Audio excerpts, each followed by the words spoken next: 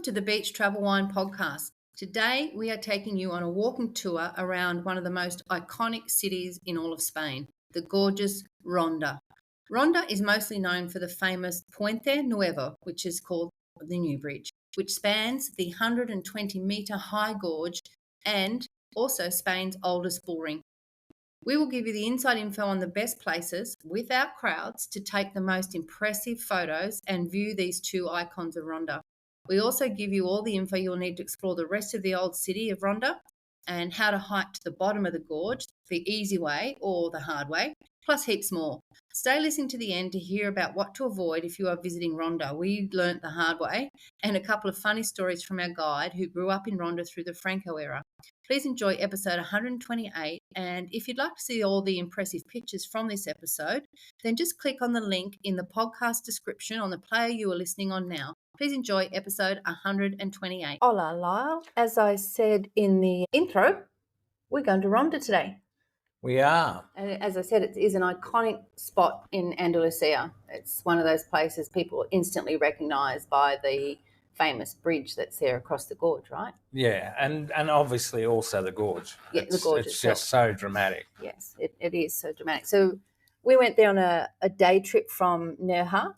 We did. Yeah, and it was a great day trip actually. Yeah, the tour guide was Luis, and he was fantastic. It was an 8-hour tour, so it's 2 hours travelling time there and back, and 2 hours tour, and also 2 hours free time. And you say 2 hours travelling, but it wasn't solid travelling. We stopped and picked people up and went into little towns and things. And it was a nice little Mercedes minivan, aircon. Well, we stopped in Malaga and we were able to get a coffee and have a sandwich. So that was great. Walk around. And also Lewis gave us commentary on the way. And he switched between English and German and Spanish like nobody's business. Oh, my gosh. I was telling jokes in German. I was feeling a little bit left out, to be honest. But anyway, let's get into our trip, shall we? Tell people a bit about Ronda. Well, a brief history of Ronda. It's this, very similar to obviously to the rest of Spain. There was rule for about 600 years by the Romans from about 1 AD, and then the Visigoths came along and they ruled for about 200 years. Then the Moors for 800 years. And then came in the 1400s were the Catholic monarchs. Now, Ronda had as far as like the Inquisition, the Spanish Inquisition, held a fairly prominent part. And also then later on, it was involved fairly heavily with the Spanish Civil War. Yeah, a lot of fighting in there. It's now currently got a population of between 34 and 35,000. It's the Ronda. That's the whole Ronda area, the little town of Ronda itself on top of the plateau. Yeah, yeah. That wouldn't hold that many people, I wouldn't imagine. No, that's the whole area. Yeah. Ronda's actually 750 metres above sea level. So where we started in Malaga was sea level, and so we've gone 750 metres. And to be honest, the road between Malaga and Ronda was pretty good. Like the tunnels and things, there's not a lot of windy road, so. Yeah, but the other side of Ronda is it's got a very prominent wine industry. Okay. So driving along, the views are actually excellent. They are excellent. Like it's a nice trip. I thoroughly enjoyed it. So when I'm saying 750 metres above sea height, but it sits how many metres above the gorge? Like because you're up high. Oh, okay, yeah. So the gorge is 120 metres deep. Right, so that's how high the bridge is. And it runs for about 500 metres. And that splits the town in two, which is quite unique, isn't it? Yeah, and the Guadalvin River is the one that separates it, and that's actually how it was naturally formed, was because basically erosion from the river. Yeah, and Ronda was settled because basically it was up high, it was easy to defend, and there was only one way into the city at that stage. So Lewis was our guide on the way there. And once we got to Ronda, we met a local guy who we were trying to figure out how old he was, at least 70. And he's a local who's lived in Ronda his whole life. Yeah, I got the impression he was a bit of he could have been a school teacher. Oh, okay. All right. Well, Yeah. a bit of a character. He knows everyone. He was saying how he didn't remember everyone's name. And I said, well, in Australia, you just say, g'day, mate. We walked down from the bus station and we met him outside the cathedral. Yep. And then we went across the road to that big plaza area. That's the Alameda de Tahoe. Yeah, right? correct. Yep. And that's where our tour started. And at the start of the tour, he sort of gave us a brief history of Ronda, and also he personalised it by talking about his mum and that sort of thing. He was very friendly, quite funny. He was funny. So we started there in front of that statue of the bullfighter. Yeah, that's Pedro Romano. Yeah. He was a legendary 18th century bullfighter. He was born in Ronda. Legend has it that he slew more than 5,600 bulls. The city annually celebrates the Feria de Pedro Romano, a festival that honours his contribution to bullfighting. Now, he was born in 1754 and died in 1839, so he reached the great old age of 85 years, which for a bullfighter, you'd think that was pretty good. It's pretty good. So after he's given us a bit of an intro and we've checked out the statue and we're in the Alameda de Tahoe, we start, and it's beautiful. The tiles on the ground, like the paseo, the walkway there, the promenade is lined with chairs, that old people are, sitting on, chatting, and beautiful trees. Yeah, we walk past really relaxed garden park area. Yeah. And we walk past a bandstand area. And he tells us about, he remembers coming there as a child, and he said, I can hear the band playing now. That was every Saturday they went to this area and listened to the bands play. That was his entertainment. Yeah, he was inferring that in those days there was certainly no internet. Yes.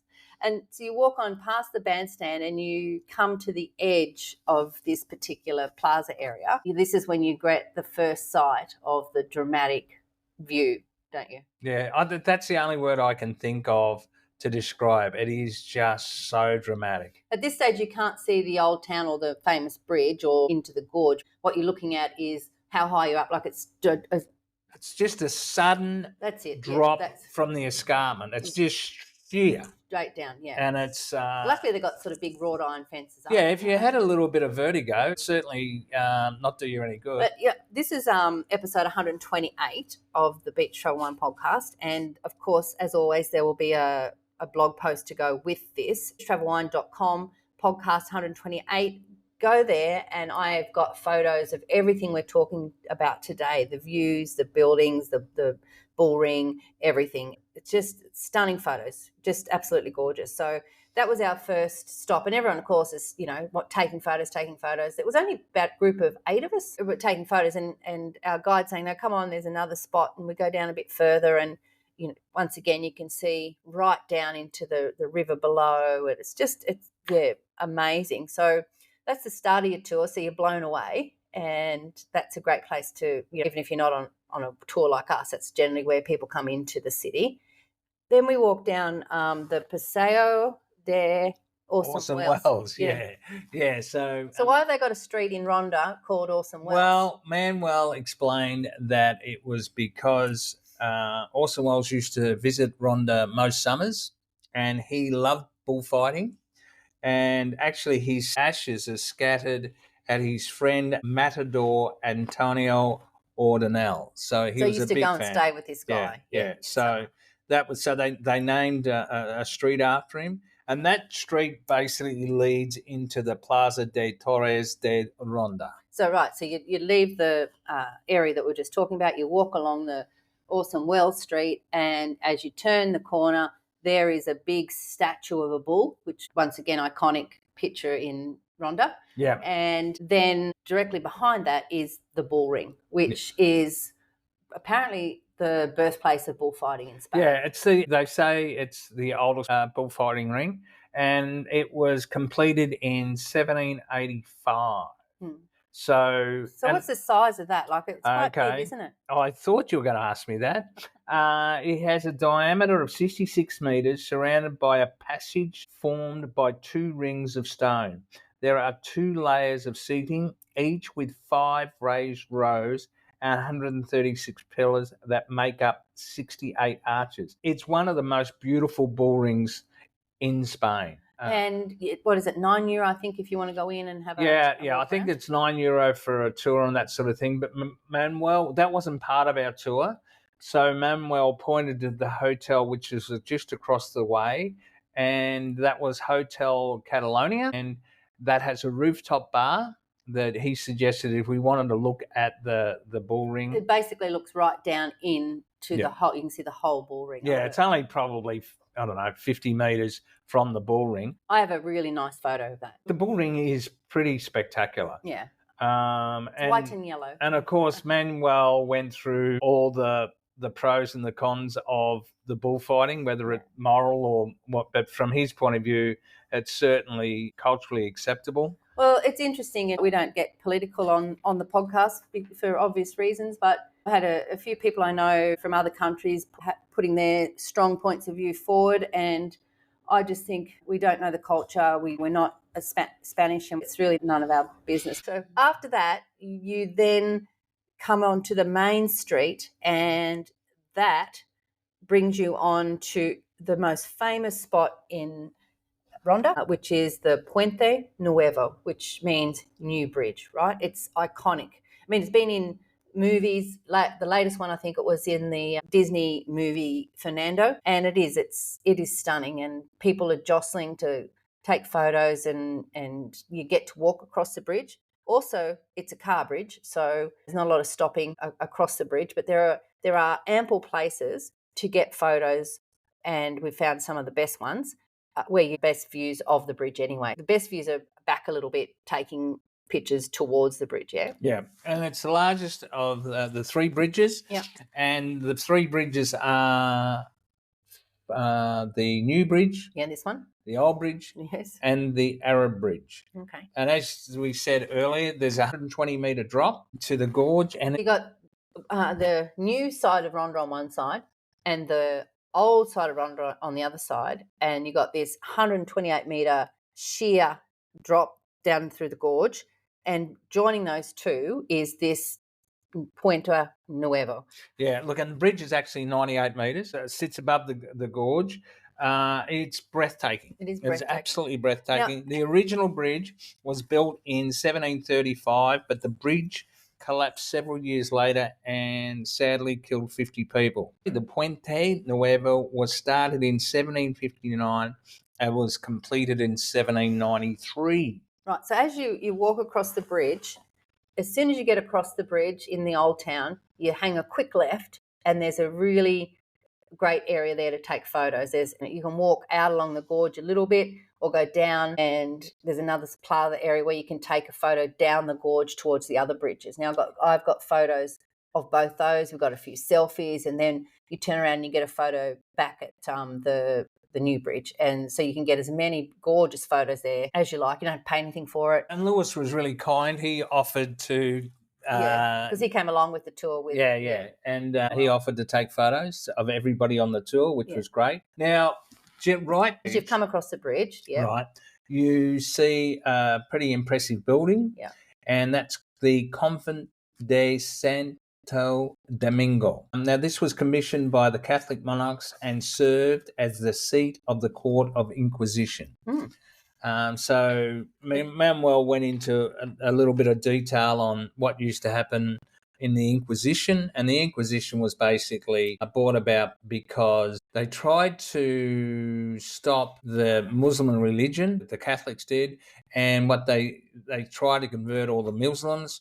But Manuel explained that he didn't really think that the Muslims did convert, and so they brought in the Inquisition, and if they could prove that you were practicing heresy, in other words, saying that you were Catholic, but you were still practicing Muslim, you lost your head, basically. Yeah. All right. So just up from that impressive building, the convent that you're talking about, you come across that beautiful tile picture mural. And tell me about that, because that's all that. What is it called? Well, it's Via Heros Romantico, which is basically back in the day. So there's this great big wall on the side of a building, and it has this massive mural picture of the Ronda and the surrounds. Correct. It's like an aerial photograph. Yes, it's stunning. Yeah, it is beautiful. And what used to happen back in the day, upper class Europeans, they used to call it the Grand Tour of Europe. So this was a mural to celebrate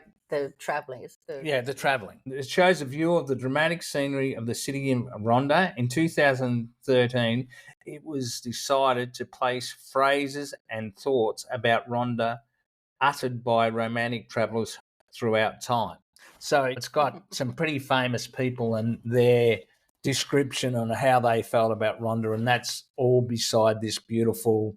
Once again, though, we keep moving. It's not a big place, Ronda, and we may even say small. It is. We headed to the Iglesia de Santa Maria, the big church at the other end of the old town, yeah? The original site housed a Paleo-Christian basilica from the 5th century AD. During the Islamic rule, the Great Mosque of Medina was built on the same site. After the Christian conquest in 1485, the Catholic monarchs ordered the construction of the current church. An earthquake in 1850 unfortunately destroyed part of the original construction, and reconstruction work had to be carried out. Inside the church is the arch that was part of the mihrab. Now, that is the prayer niche that indicates the direction of Mecca. That's still in there. Manuel said that most churches in Spain aren't finished, possibly, as I understand it, because they don't pay tax if the building's not finished. He also told us a story about when he was a kid, Franco was the dictator then. I said to him, did you go to Sunday school? Do you have to go to church on Sundays? And he said they had a book, and every time they went to church on Sunday, they had to get it stamped, and that was a rule. And when they went to school on Monday, they had to show that they'd been to church with that stamp. And if they hadn't been to church, they were in big trouble. And that was a Franco incentive. So he said he went every week. And then opposite the church, you've got the Plaza Duquesa de Parcent. So that's a lovely area which has got fountains and trees and seats, and obviously was the central area in the old town. Well, originally they say in the Roman times that was the Forum. Yes, yeah. So it's not big, but it's very pretty, and you can walk around that and sit there, and there's restaurants and things all around that outside the church next to the park area. And there's also just adjoined to that is it's a pretty impressive building, the town hall. Yeah. So that's pretty nice as well. Yeah. So we did have a bit of a wander around there, and after that we headed back up past the church where he showed us where there's been two convents. There's a convent of the Sisters of Charity and the convent of the Sisters of St. Clair. Now, the Sisters of Charity, they're best known for at Christmas, at Navidad. Yeah. They cook biscuits and for the people, and that's on a turno. Yeah. So you don't see the sisters, you can smell the cooking though. Yeah, you can still smell it, can't you? Yeah. You just put your money down and the biscuits just come out. The Sisters of St. Clair, they're probably one of the older orders of the nuns, and they still operate. And Manuel explained to us why the houses had the wrought iron guards over the windows, didn't he? That's true. There's two parts of that. He was explaining how you don't see inside the buildings, all right? It's all whitewashed. Mm-hmm. They're all quite high, the walls. And part of that reason is in Muslim culture, it's a sin to show wealth. Yes. All right. But there are some buildings that have windows and tiny little balconies, and they're the ones that are enclosed. And they're what I'd call gated. And the reason why Manuel said that they were gated is so that daughters, right, that were having suitors, that kept them a distance. Then he went on to say that in some respects, back in his day when he was growing up, that if you wanted to take a young girl out, you would have to ask the parents, and there would be a chaperone, maybe an older brother or an older sister, that would sit in between, because the only thing you went to was the movies, and they'd sit in between you to make sure there was no shenanigans going. So he was saying it was no difference. Everyone was being chaperoned. So. Yeah, and so he was so much fun though. He gave some good stories. He then went on to say, so when babies arrived, they had no idea how that happened. That's right. He did. I've forgotten all about that. Yeah. But all that area, all up there, is just beautiful. And then another part of that area is the Casa del Rey Maro. That sounds like it's a royal house, but as you pointed out earlier, that no royalty ever lived there. No Moorish kings lived there, and the gardens, which are gorgeous. They're only small, but they are gorgeous. Yeah. And they were designed by Jean-Claude Forestier in 1912, and he was the same guy that designed the Maria Luisa gardens in Seville. But you do pay a little bit of money to go in. I can't remember. It's only a few euro, but it's certainly worth it because it's beautiful. And from that garden area, you're a bit further around the gorge, and so you get a much better view back towards the central area of Ronda and one of the older bridges as well. Well, the connection for the Rey Moro is that the Moorish connection, should I say, is that obviously when the Moors controlled it, the town was always being besieged, right? And the first thing the besieging army would want to do would be to cut off the water. So what the Muslims have done is they'd cut in steps down to the bottom of the gorge, and legend has it that the Christian captives, they'd have to go down and collect the water. It's about, I don't know, I should have counted them because Leanne made me go down there and take photos. Yeah, it's about 285, 300 steps. And it's quite narrow, and I'd have to say it's a little bit dangerous because you've still got a lot of running water through the mountains. But when you get down there, I mean, it's amazing. The views, and Leanne obviously will put some photos up of what we took down there. When I was coming back up, I saw it probably more clearly, is that there's crosses. The legend has it that says that's the Christians carved them into the rock. Yeah. So, I was a bit touched by it.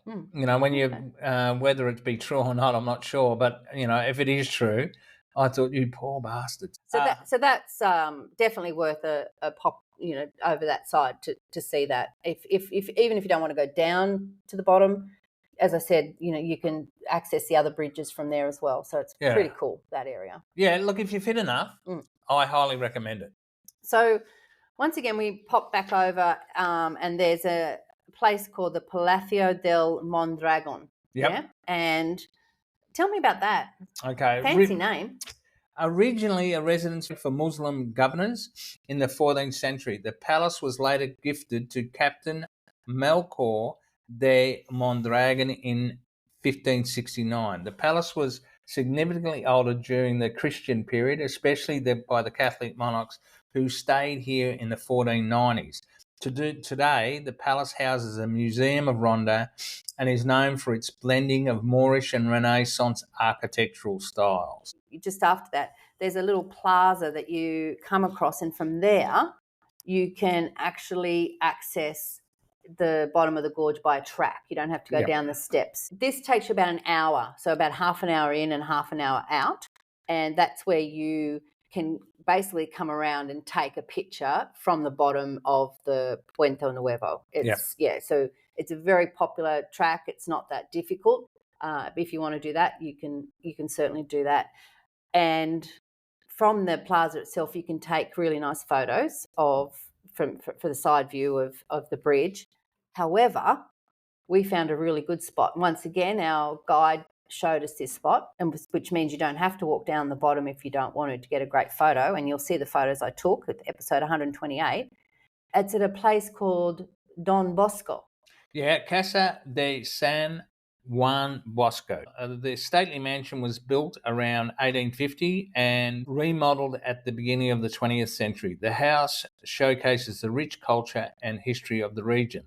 There are beautiful examples of local craftsmanship from the period, such as tapestries, ceramic tiles, hand-carved wooden furniture. In 1939, it was donated to the local Catholic Salesian congregation. Don Francisco and Donna Donna Dolores died in 1932 and 1938, respectively. So that was the Bosco's husband and wife. And the thing that really stood out to me was the wooden fireplace. Yeah, beautiful. So you've got to pay a couple of euro to go in. So yeah, it's 2.5. Yeah, so 2.5 euro to go in. Now, I guess that stops a lot of people. But what it did was, you basically go in and it's like a museum, as you said. They've got they've got the wooden museum, they've got the original tile works, they've got artworks.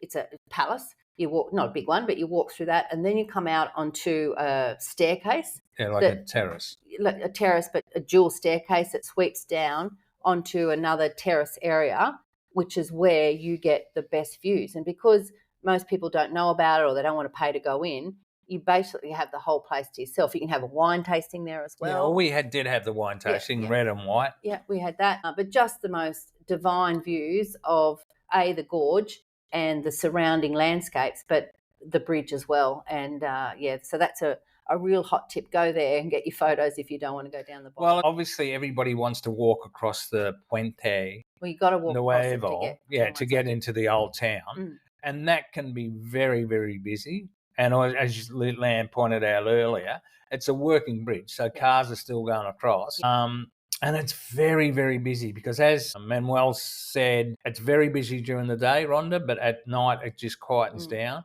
Part of the reason for that is Ronda is really centrally located for towns like Malaga, Seville, Cordoba, Granada. Yeah, and these are all the really big tourist attraction towns. Well, Ronda's right in the centre of it. So if you're going to do a day trip from any of those places, the first one you're going to pick is to Ronda. Now, we did meet some people recently on another tour that we did, and they stayed the night in the Parador, and they highly recommend that. They say that at night time it's just quiet and beautiful. The bridge is lit up, so that might be something to consider as well. To have a quiet night in Ronda. So that's pretty much where Manuel left us. By this stage, we were getting hungry, and we obviously wanted to go up to the rooftop bar. One thing that I would like to mention is that, and we had like a 2-hour break, we found the service everywhere we went very, very slow. Yeah, like really slow this time. Really slow. When we said we're in a bit of a hurry, they just shrugged their shoulders and just like, well, that's the way it is. That was a bit disappointing, but probably our fault because we ought to pay Ella, but we waited for over an hour, and then we couldn't even get a drink at the rooftop bar. But I mean, that didn't matter. We got our photos anyway. But we got to see everything. Yeah, we sure. We did get something to eat, and we did have something to drink, and we had a wonderful day. That was just a bit of a negative experience in the middle of a nice day. However, if you're looking for probably one of the most dramatic landscapes in the world, Ronda's the place to go. Yeah, I agree. It's definitely, if you come to Spain, you need to get to Ronda. Yeah. Because as you point out, it's close to everywhere. So if you're going to any of those major cities, hop on a bus, hop on a train, do a day trip, get to Ronda for sure. Yeah. Now, Lyle, I just said we didn't have a drink, but where was your favourite place? Yeah, we did. We had the wine tasting. Oh, yeah. So Don Bosco was our favourite place to have a drink because it's the only place we had a drink. Yeah, we did. Yeah. So, and this is our second time to Ronda. And the food and everything that we had that first trip was fabulous. Cheap and good. Yeah. So we probably had a bad day. Well, only at that one part. The rest of it was fabulous. Yep. Yeah. So highly recommend a trip to Ronda in Andalucia in Spain. Right. Well, we'll be back with our somewhere in Spain next podcast. Looking forward to it. All right. Hasta luego. Adios.